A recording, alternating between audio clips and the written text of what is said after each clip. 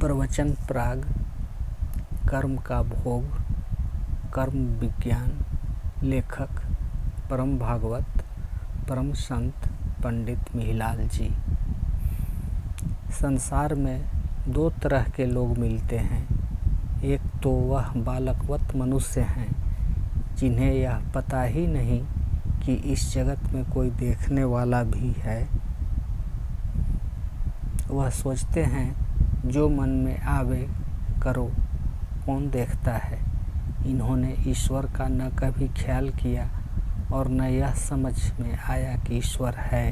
हाँ, यह अवश्य है कि ऐसे काम करने में लोग लज्जा, भय और शंका का अनुभव अवश्य करते हैं। जो करने योग्य नहीं है, कोई भी होगा उसको छिप कर करेगा, सोचेगा किसी को पता न लग जाए, इसलिए वह अपने पाप को छिप कर करता है। वह यह जान चुका है कि यह कर्म अनुचित है, मुझे नहीं करना चाहिए, परंतु स्वभाववश कर ही जाता है। परंतु यह भी निश्चित है कि ऐसे कर्मों का फल भोगना अवश्य पड़ेगा।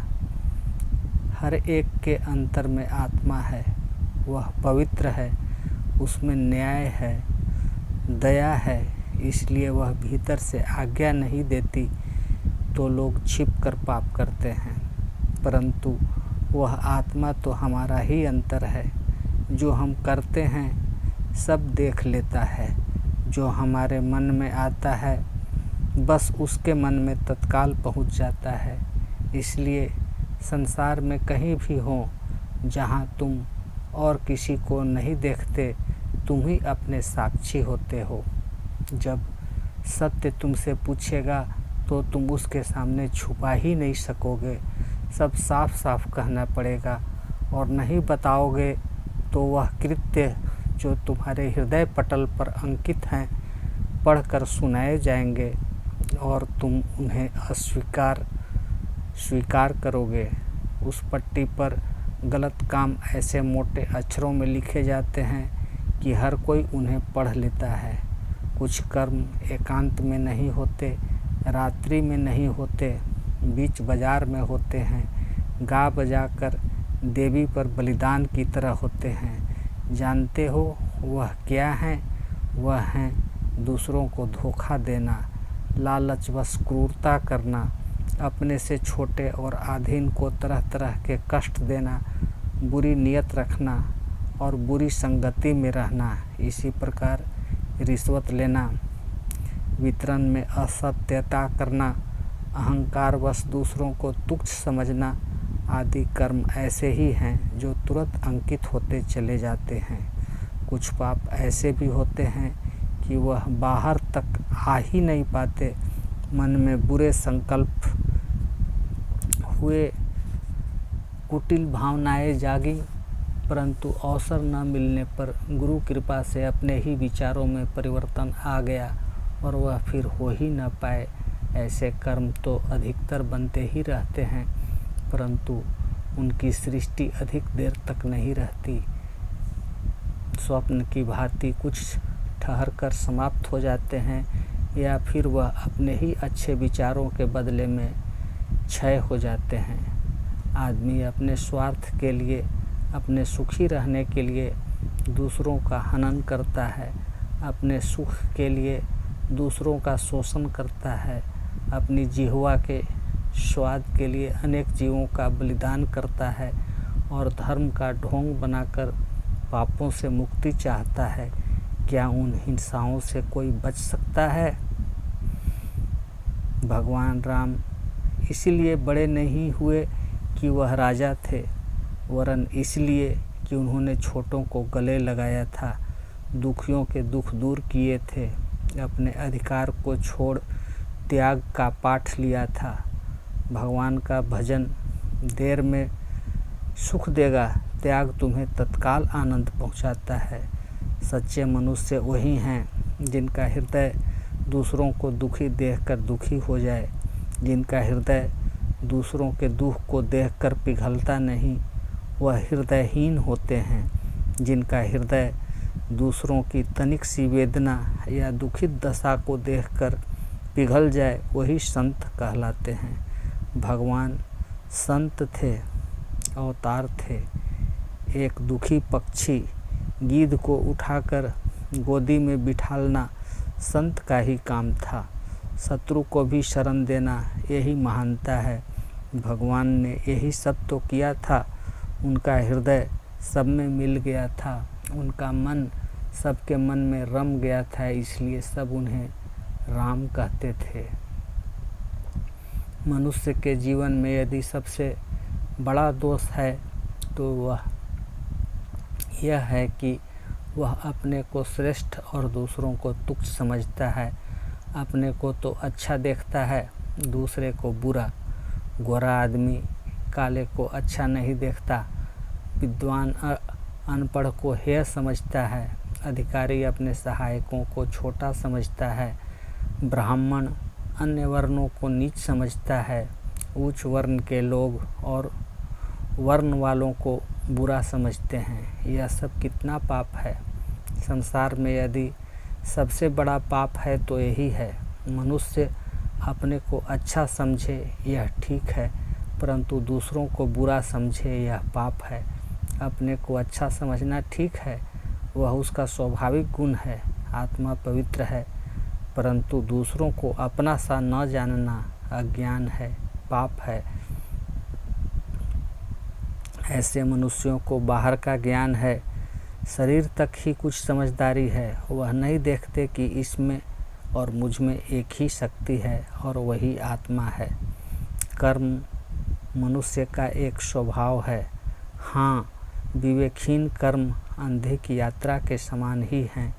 कर्म के बिना तो मानव रह नहीं सकता, परंतु यह तो सही है कि कर्म हमें संसार में फंसाता भी है और उबारता भी है।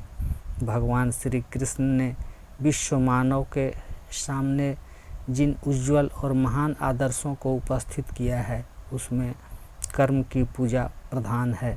उन्होंने मानव जीवन में कर्म को पूजा के आसन पर प्रतिष्ठित करके अपने धर्म प्रचार की एक विशेषता प्रकट की है।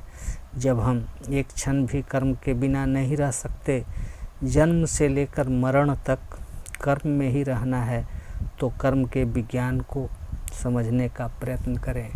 यह माना कि कर्म के बिना यह जीवन यात्रा ही असंभव है, इसलिए कर्म के करने में हमें पूर्ण स्वतंत्रता तो हो सकती है कि हम कौन सा कर्म करें और कौन सा न करें, तथा किस भाव से कर्म किया जाए, किससे नहीं, इसमें भी स्वतंत्र हैं। जहाँ हर प्राणी स्वतंत्र नहीं है, परंतु मनुष्य इसकी ओर न देखकर भोग विलास, सुख प्राप्ति आदि के साधनों में लगकर विवेकहीन होकर कर्म में जुटा रहता है और उनसे जो दुख सुख मिलते रहते हैं भोगता रहता है। फिर वह सारी शक्ति ऐसे ही कर्मों में व्यय किया करता है। प्रारंभ में मनुष्य केवल इतना ही जानता है कि मुझे अपने सुख के लिए ही सब आयोजन करना है, पढ़ना है, स्वस्थ रहना है, योग्य व्यक्ति बनना है, भविष्य में बहुत सा धन वैभव प्राप्त करके सुखी होना है। वह यह नहीं जानता कि उसका सुख केवल अपने से ही नहीं, अपने घर से, पड़ोस से, देश से, जानवरों से तथा वृक्ष और पर्वतों से भी है। वह बहुत ही पूर्ण से मिला है, विश्व का एक अंग है। अतः यह संसार इतना मिला हुआ है कि एक व्यक्ति भी कभी अलग नहीं रह सकता। थोड़ा सा तुम अपने भोजन पर ही देखो, अन्न, जल, दूध, घी, साग, दाल, अग्नि, वायु, क्या इन सब से मिलकर नहीं बनता? इसी प्रकार तुम्हारा जीवन समाज से है, देश से है, सब मनुष्यों से है और हमारी आवश्यकताएं इन्हीं सब से पूर्ण होती ही रहती है। वह मनुष्य जो संसार में केवल अपना ही सुख चाहते हैं, किसी से संबंध रखना नहीं चाहते, यदि उन्हें संसार में छोड़ दिया जाए, जहाँ न मनुष्य हों, न जानवर, न पेड़ हों, न नदियाँ, न पर्वत, न झरने, क्या वह सुखपूर्वक जीवित रह सकेंगे? इसलिए यह जीवन सबका मिला हुआ जीवन है। हमारे जीवन में सब साथी हैं और हम भी सम्मिलित हैं। इसी वास्ते जो सज्जन और ज्ञानवान पुरुष हैं, सबका कल्याण चाहते हैं, सबकी सेवा करते हैं, वह मनुष्य और पशुओं का ही नहीं बल्कि पक्षियों और वृक्षों का भी भला करते हैं। इसलिए कर्म करने से प्रथम कर्म को समझने का प्रयत्न करना चाहिए। भगवान ने कहा है, कर्मणो ह्यपि बोद्धव्यम विकर्मणः अकर्मणश्च बोद्धव्यम गहना कर्मणो गति। कर्म का स्वरूप भी जानना चाहिए और अकर्म का स्वरूप भी जानना चाहिए तथा निषिद्ध कर्म का स्वरूप भी जानना चाहिए, क्योंकि कर्म की गति गहन है। जो समझदार व्यक्ति हैं वह अवश्य जानते होंगे कि कौन से कर्म मनुष्य के लिए सुखदायक हैं। आज के मानव ने अपने पराक्रम और पुरुषार्थ को ऐसा प्रतीत होता है कि सीमा पर पहुंचा दिया है। उसने अपने सुख और समृद्धि के लिए बड़े ही सुंदर उपाय किए हैं। हो सकता है कुछ चंद लोगों को एक बाहरी सुख मिल भी गया हो, परंतु क्या इससे संसार के मानव समाज का कुछ भला हुआ? क्या लोगों की आंतरिक वेदना का कुछ चित्कार कम हो सका? मनुष्य बाहरी सुखों से जितना समीप हो रहा है, वास्तव में आंतरिक सुखों से वह उतना ही दूर भी होता चला जा रहा है। थोड़ा धीर भाव से सोचो तो तुम्हें ज्ञान होगा कि मनुष्य अपने स्वार्थ में कितना फंस गया है कि दूसरों का ध्यान ही भूल गया। जिनसे उसे शांति मिलने वाली थी, क्या विचार करके चले थे, क्या करने में लग गए। यदि कोई राज्य सत्ता या ऊंची सत्ता में फंस गया तो वह वहां जाकर ऐसा चिपट गया कि छुटाए नहीं छूटता। यदि बल लगाकर उसे छुटा दिया जाए तो वह ऐसे मर जाएगा जैसे किसी ऐसे चिपटे हुए चिट्टी को छुड़ाने से वह टूट कर मर जाता है। समानता और शांति से लाखों मील दूर भाग गया। क्या ऐसा मनुष्य प्रभुत्व पाकर दासता का बीज नहीं बो रहा? क्या वह अपने इस ढके हुए ढोंग में अनेक अबोध नर नारियों को नहीं ठग रहा? यही सब देख सुनकर मनुष्य के अंतर में यह विचार आता है कि वह अगाध सुख कहाँ है। जैसे शीतल जल सबको एक सा है, धूप व छाँव सबको एक सी है, ऐसी ही समानता का सुख कहाँ मिल सकेगा। जहाँ कपट और माया नहीं है, जहाँ आत्मीयता है, वहीं गुरु दरबार है। अतः संसार यह कर्म का क्षेत्र है। इसमें कुछ कर्म स्थूल के हैं, वह भी करने होंगे। कुछ सूक्ष्म कर्म है, वह भी करते ही रहेंगे। और कुछ ऐसे कर्म हैं जिनका ज्ञान भी नहीं है, वह भी चलते ही रहेंगे। कर्म बंद होने से सृष्टि या संसार ही नहीं रहेगा। इसलिए कर्म से आगे भगवान ने दृष्टा रूप दिया है। आगे तू कर्मों का दृष्टा होकर रह, वह भी एक कर्म है। अतः कर्म संन्यास के लिए भी एक कर्म है। बनिया दुकान खोलता है, भीतर से बहुत सी चीज़ें बाहर लाकर सजाता है। जब वह अपनी दुकान बंद करे तब भी उसे कुछ काम करना होगा। उन वस्तुओं को जो बाहर फैला रखी है, भीतर रखना होगा। अपने को इस संसार से समेटना होगा। अतः कर्म न करने के लिए उसे कुछ समय कर्म की शांति करने को भी कुछ करना है। सृष्टि और ईश्वर मिले हुए हैं। सृष्टि में कर्म है, कर्म के बिना सृष्टि में कोई रह नहीं सकता। या यूँ कहो कि जब तक तुम किसी कर्म में हो, सृष्टि में ही रहोगे। ईश्वर कर्म से अलग है, इसलिए यदि तुम कुछ देर कर्म से अलग हो जाओ तो ईश्वर में पहुँच जाओ, ईश्वर को जान जाओ। ईश्वर दर्शन सभी कर्मों से आगे है, इसलिए बुरे कर्म नरक में ले जाते हैं, अच्छे कर्म स्वर्ग में भेजते हैं। और जहाँ कर्मों से अलग होता है वहाँ वह बंधनों से मुक्त हो ईश्वर को प्राप्त करता है, अर्थात कर्म से परे जाने पर अपवर्ग प्राप्त करता है। यही कर्म संन्यास भी है। कर्म संन्यास का अर्थ कर्म छोड़ देना नहीं है, कर्मों का त्याग देना नहीं है, वरन कर्म करते हुए उनमें आसक्ति न हो, कर्म का जो फल आवे उससे दुखी सुखी न हो, कर्म का फल त्यागना नहीं। कर्म करोगे तो फल भी अवश्य मिलेगा। 1 माह तुमने काम किया, उसका फल तुम्हें वेतन मिलेगा परंतु वेतन पाकर बेहद खुशी नहीं, और यदि वेतन न भी मिलेगा तो अधिक दुख नहीं। कर्म का फल वेतन नहीं है, बल्कि उससे दुख का न होना ही फल है। तुम्हारा जीवन पवित्र है, तुम्हारा जीवन सद्गुणों से भरा हुआ है, या यूँ कहो कि तुम में कोई दोष नहीं है। जैसे एक छोटा बालक पवित्र होता है, ऐसे ही तुम भी पवित्र हो, पूर्ण आत्मा ही तो हो, परंतु कुछ विचार पकड़ गए हैं जो अपवित्र हैं। उन्हें तुम ऐसे ही हटा सकते हो जैसे मलिन वस्त्रों को पानी से साफ कर लेते हो, मैले हाथों को जल से धो डालते हो।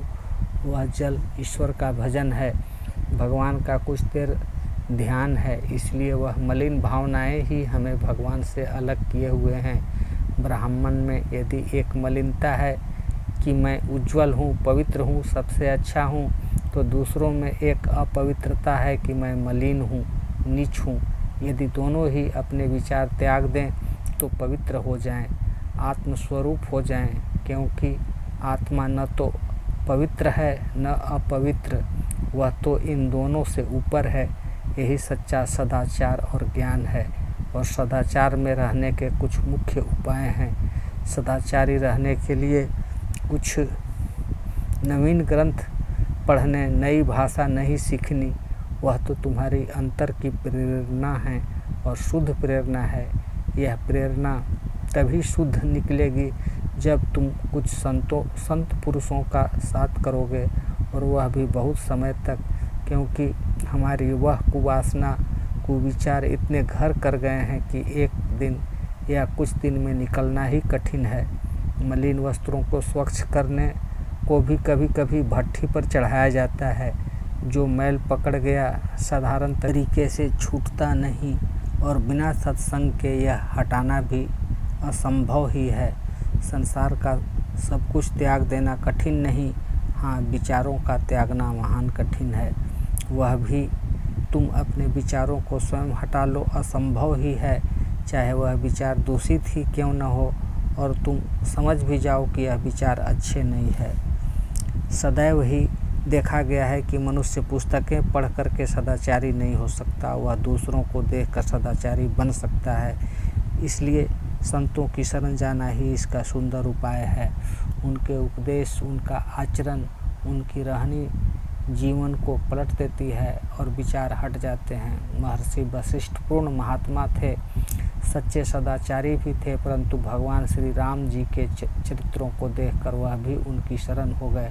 भगवान राम के आचरण को, उनके नित्य रहनी को जब देखा तो उन्हें यह प्रतीत हुआ कि अभी मुझ में कमी है, क्योंकि पूर्ण जीवन पूर्ण पुरुष के साथ से ही बनता है। अतः सुंदर विचारों का संपादन और कुविचारों को हटाना मनुष्य का एक आवश्यक कार्य होना ही चाहिए। जो सुंदर भावनाओं के लिए प्रभु से प्रार्थना करते हैं, प्रभु उन्हें अवश्य देते हैं और उसकी सहायता रक्षा करते हैं, ऐसा उन्हीं का कहना है। अर्थात जो अनन्य भाव से प्रभु की शरण जाते हैं, प्रभु उनकी हर प्रकार की रक्षा करते हैं और सब कुछ देते हैं। सत्याचरण वाला पिता जिस दिन अपने पुत्र को सत्य पथ पर आरूढ़ देखता है, उसका हृदय प्रसन्न हो जाता है। मैंने यह खूब देख लिया है कि जो कोई प्रभु से सुंदर भावनाओं, सेवा करने, परोपकार आदि की सोचता है, अवश्य कृपा करते हैं। जो दूसरों को दुख हरते हैं, प्रभु उनका दुख दूर करते हैं। ठीक समझो, दुखिया इसलिए नहीं है कि वह दुखी है, गरीब इसलिए नहीं है कि उसके पास रुपया नहीं है, वरन प्रभु ने आपके लिए एक अवसर दिया है। यदि लाभ उठाना चाहते हो तो उठा लो, श्री हरि से मिलना चाहते हो तो मिल लो, फिर समय मिला ना मिला, यह सब बातें साधना में सिद्धि प्रदान करेगी। इन्हें समझने की ज़रूरत है।